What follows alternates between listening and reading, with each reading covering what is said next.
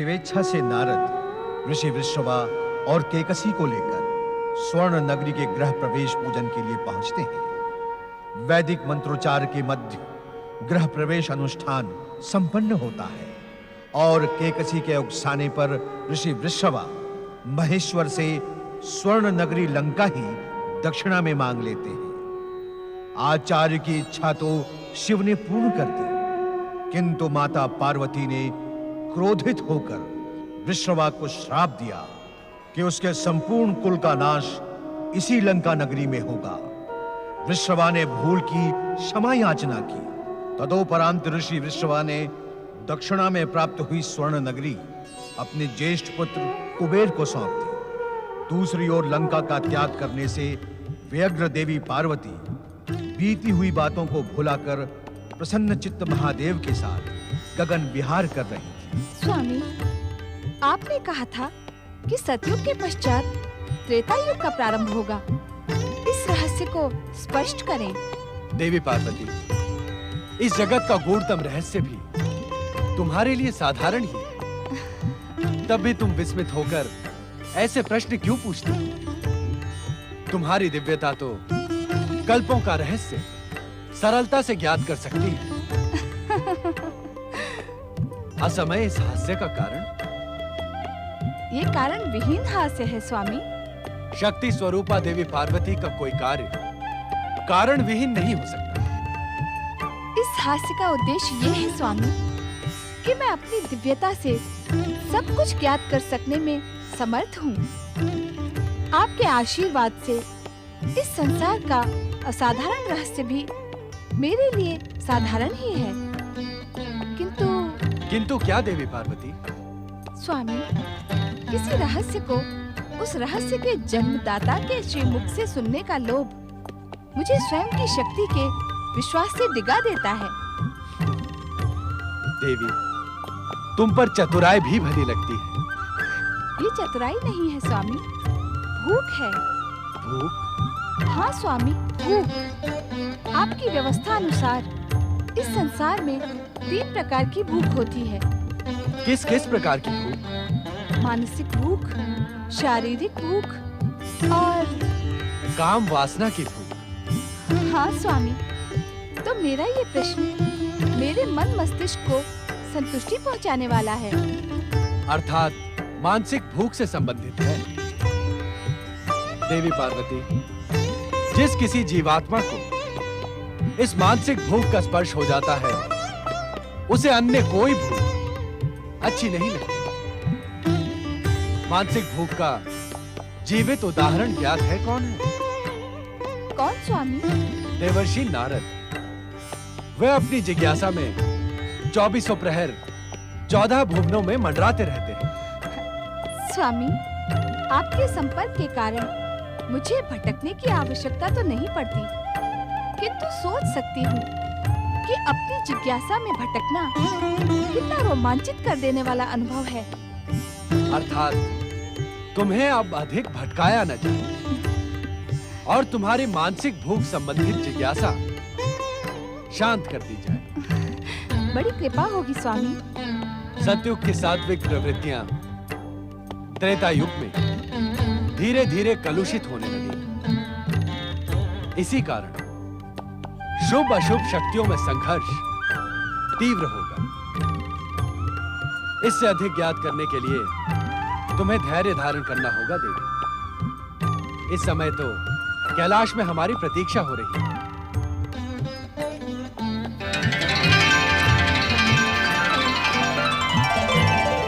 ओम नमः शिवाय, ओम नमः शिवाय, ओम नमः शिवाय, ओम नमः शिवाय, ओम नमः शिवाय।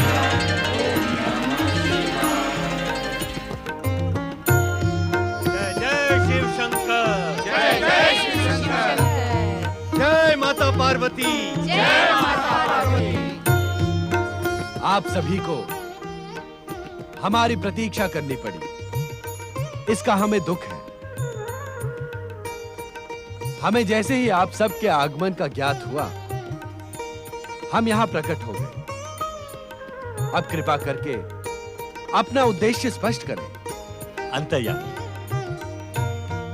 आप घट घट के वासी हैं। हर कारण के कारण आप जानते हैं कि सतयुग का अंत तथा त्रेता का आरंभ हो रहा है। इस संसार में युग के अनुसार परिवर्तन आएगा। अब समय की तुला पर पुण्य की अधिकता के साथ साथ पाप भी दिखाई देगा। आपका कथन पूर्णतया सत्य है ब्रह्मदेव। त्रेता युग में हम त्रिदेवों का कर्तव्य क्या होगा, यह आपको ही निश्चित करना है देवादिदेव। श्री हरि विष्णु, त्रेता युग में आपका कर्तव्य पूर्व निर्धारित है। आप अपने अंशों से 2 अवतार प्रकट कर पृथ्वीवासियों को अनीति, अनाचार तथा अत्याचार से मुक्त करेंगे। ब्रह्मदेव, इस युग के लिए हमारी आपसे अपेक्षा है कि आप उन्हीं तपस्वियों को वरदान देंगे जिनकी निष्ठा संदिग्ध न हो, जो सदाचारी हो और जन कल्याण के लिए तपस्या कर रहा हो। और यह सब तभी संभव होगा जब आप स्वयं वरदान देने से पूर्व वरदानी की कठोर परीक्षा लेकर निश्चिंत हो जाए। आपकी आज्ञा का अक्षरशः पालन होगा भोलेनाथ।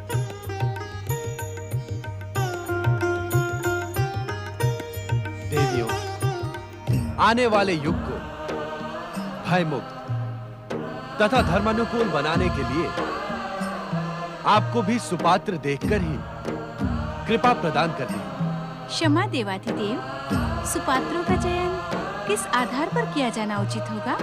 देवी लक्ष्मी, ब्रह्मदेव को जो कारण तपस्वियों को वरदान देने के लिए निश्चित किया गया है, वही कारण सुपात्रों के चयन में भी कार्य करेगा। कारण कि इस युग में अपनी बुद्धि तथा समृद्धि का दुरुपयोग करने वाले मनुष्य अधिक उत्पन्न होंगे। जो आज्ञा भोलेनाथ। स्वामी, इस वार्तालाप को सुनकर मेरी मानसिक जिज्ञासा और तीव्र हो गई है। हम जानते हैं देवी, तुम ये जानने की इच्छुक हो कि श्री हरि विष्णु का अगला अवतार कैसा होगा, कहां होगा। हाँ स्वामी। देवी, इस त्रेता युग में श्री हरि विष्णु जो सर्वप्रथम अवतार ग्रहण करेंगे, वो एक तेजस्वी ब्राह्मण का होगा। उसके हृदय में अटूट आत्मविश्वास तथा अगाध शिव भक्ति होगी। अर्थात श्री हरि विष्णु मानवीय अवतार ग्रहण करेंगे। हाँ देवी। किंतु स्वामी, क्या यह इतना आवश्यक है? देवी, मनुष्य का जन्म प्रेम तथा निर्माण के लिए हुआ है, किंतु वो अपने समीप के वातावरण को देखकर उद्वेलित होकर वो सभी कुछ करता है जिससे उसकी मनुष्यता को ठेस पहुंचे। अर्थात इस त्रेता युग में अहंकार, दुष्टता, लोभ तथा मोह जैसी व्याधियां उच्च कुल में जन्मे लोगों को अपने और आकर्षित करने में सफल होगी, जिसका सीधा प्रभाव साधारण जनमानस पर पड़ेगा। किंतु इसका संबंध श्री हरि विष्णु के मानवीय अवतार से क्या है स्वामी? पार्वती, साधारण जनमानस को अपने पथ पर अपने आदर्श के दर्शन उसी समीपता से हो जिस समीपता से उन्हें दुष्ट शक्तियां प्रभावित कर रही हैं, तो उनका जीवन शांत और प्रेम पूर्ण बन सकेगा। क्या श्री हरि विष्णु के अवतार का उद्देश्य इतना ही संक्षिप्त है स्वामी? नहीं देवी, यह अवतार अत्यंत उद्देश्यपूर्ण है। किस प्रकार स्वामी? अवसर प्राप्त होने पर अथवा दुष्ट शक्तियों के पाप का घड़ा भर जाने पर उनका सर्वनाश तो श्री हरि विष्णु द्वारा होगा ही, साथ ही श्री हरि विष्णु के कार्यों की सुगंध युगों युगों तक पृथ्वीवासियों को अपने कर्म निर्धारण की प्रेरणा प्रदान करती रहेगी। उत्तम, अति उत्तम। इन अवतारों का एक अन्य उद्देश्य भी है देवी। कौन सा उद्देश्य स्वामी? साधारण मानवीय अवतार लेकर जगत पालक श्री हरि विष्णु मानव मात्र को ये पाठ पढ़ाने में सफल होंगे कि हर मनुष्य की आत्मा में परमात्मा का वास होता है। यदि साधारण मानव भी इन सब आदर्शों का अनुसरण करे तो वो भी देवत्व का पद ग्रहण कर सकता है, नर से नारायण बन सकता है। सुंदर, अति सुंदर।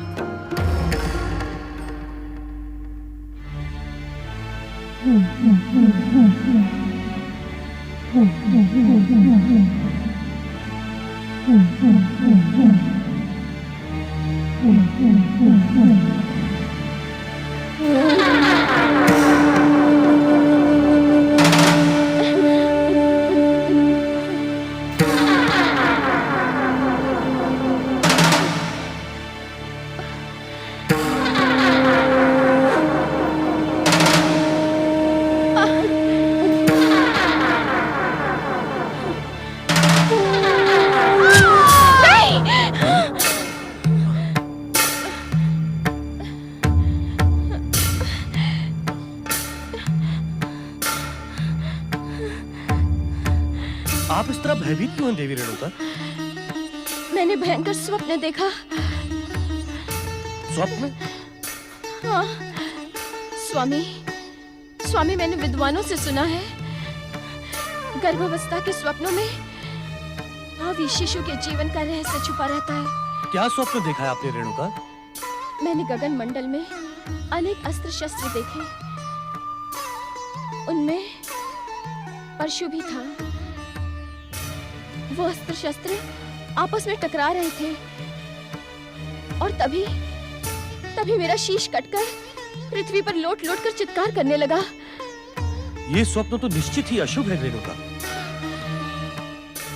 आप तो महाज्ञानी हैं स्वामी, कृपया मुझे बताएं, इस स्वप्न का मेरे होने वाली संतान से क्या संबंध है? इस प्रश्न का उत्तर देवादिदेव भगवान शिव शंकर ही दे सकते हैं। स्वामी, हमारे कुल में सदा शिव की ही आराधना होती रही है। आप भोलेनाथ को प्रसन्न कर इस दुस्वप्न का कारण जानने का प्रयास करें। तुम चिंतित मत हो रेणुका। जमदग्नि ने आजन्म शिव आराधना की है। शिव भक्ति करने वालों को कभी कोई कष्ट नहीं होता। तुम्हारे स्वप्न में भी भोलेनाथ का कोई गूढ़ संकेत छिपा है। स्वामी,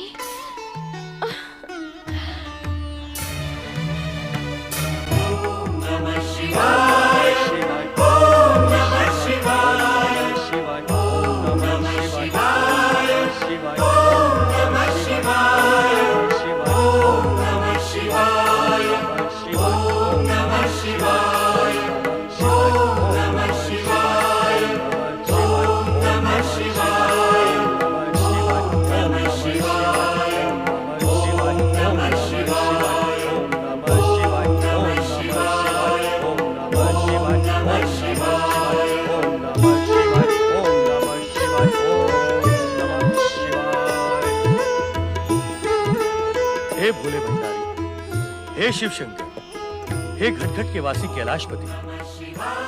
रेणुका ने जब से ये विचित्र सपने देखा है, तब से हम दोनों आशंकित हैं। हमारी आशंका का शमन करते हुए उस स्वप्न के फल का संकेत दे। महर्षि जमदग्नि, आप स्वयं सप्तऋषियों में से एक तथा महान तत्वज्ञानी हैं। देवी रेणुका का विचित्र स्वप्न इसी बात का संकेत करता है कि आपका होने वाला पुत्र असाधारण तेजस्वी श्रीहरि विष्णु का अंश अवतार होगा। वो ब्राह्मण श्रेष्ठ विजय योद्धा तथा असाधारण शक्तिशाली होने के साथ ही परम शिव भक्त होगा। यह बालक अन्याय और अनीति का नाश कर धर्म संस्थापना को सुदृढ़ दिशा प्रदान करेगा। हे भोलेनाथ, आप अपने इस भक्त पर सदा कृपालु रहे हैं। असाधारण पुत्र का आशीर्वाद देकर आपने हमें धन्य कर दिया। हे शिव शंकर, हम साधारण मनुष्य हैं, हमारी त्रुटियों को क्षमा करें। देवी रेणुका, साधारण मानव ही महामानव बन सकता है। आपको अपने पुत्र को यही संस्कार प्रदान करने होंगे। जो आज्ञा भोलेनाथ। जय शिव शंकर, जय जय शिव शंकर, जय जय शिव शंकर।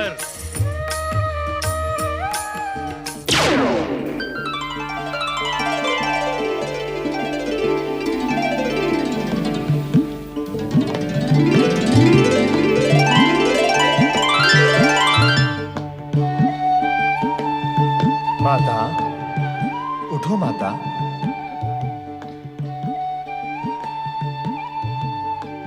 कौन है? कौन है? मैं हूं माता, आपका पुत्र।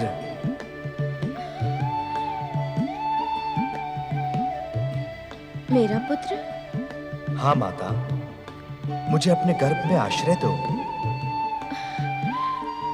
तुम्हारी उपस्थिति से मेरा मातृत्व सुगंधित हो उठा है।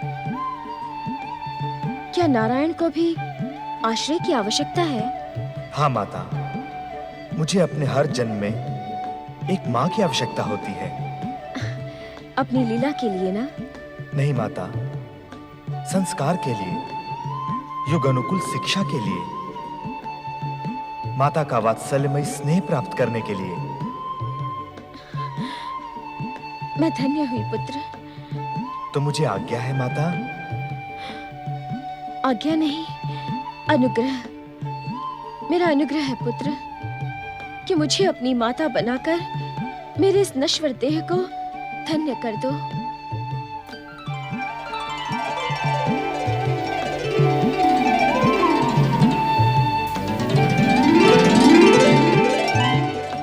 आपका आग्रह भी मेरे लिए आज्ञा के समान ही है माता। जय शिव शंकर। ओम नमः शिवाय।